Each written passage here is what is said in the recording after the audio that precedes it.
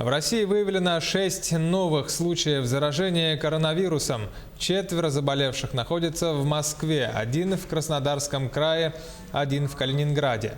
Всего по России зафиксировано 37 случаев заболевания.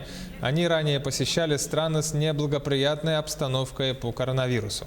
Все сейчас госпитализированы и находятся в инфекционных боксах. Люди, которые контактировали с ними, определены, их поместят под медицинское наблюдение и возьмут все анализы.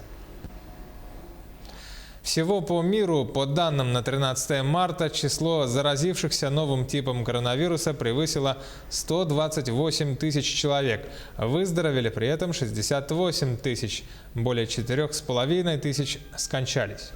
Из числа заболевших больше всего жителей Китая – 80 тысяч человек. На втором месте идет Италия – 12 тысяч граждан, следом Южная Корея – около 8 тысяч заболевших, затем идут Франция, Германия, Испания и Соединенные Штаты. Тем временем в Министерстве иностранных дел Китая предположили, что коронавирус в Ухань завезли военные США.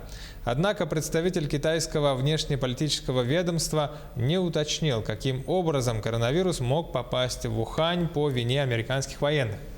Джао Линьцзянь написал на своей странице в Твиттере: когда в США появился нулевой пациент, сколько людей там инфицированы, в какие больницы они были госпитализированы.